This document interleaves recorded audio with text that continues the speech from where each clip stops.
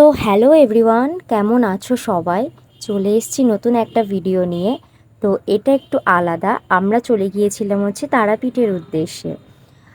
মা তারার ডাক এসছে, তাই আমরা সবাই মিলে, বাড়ির সবাই মিলে চলে গিয়েছিলাম তারাপীঠে। তো এখন আমরা শান্তিপুর স্টেশন থেকে ট্রেন ধরলাম, ট্রেন ধরে আমরা হচ্ছে নৈহাটি স্টেশনে নেমেছি।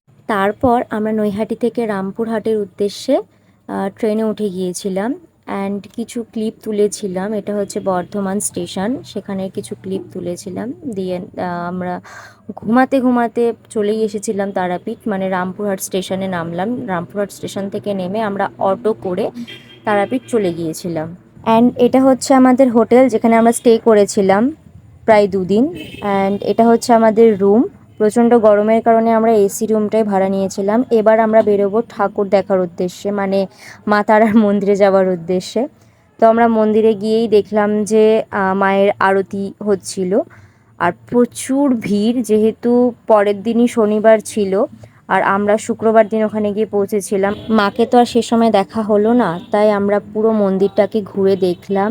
এবং সামনেই মন্দিরের একদমই সামনে হোমের একটা জায়গা করা হয়েছিল, সেখানে হোম হচ্ছিল, তো সেই হোমটাকেও দেখলাম।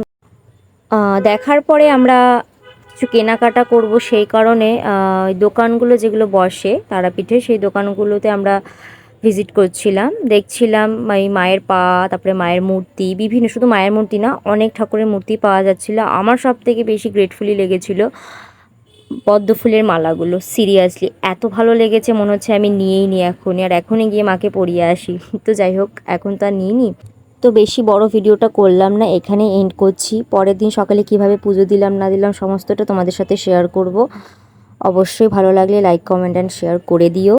আর এর পরের পার্টটা আসছে, তো অবশ্যই পরের পার্টটা দেখো। Stay tuned. থ্যাংক ইউ ভিডিওটা পুরোটা দেখার জন্য।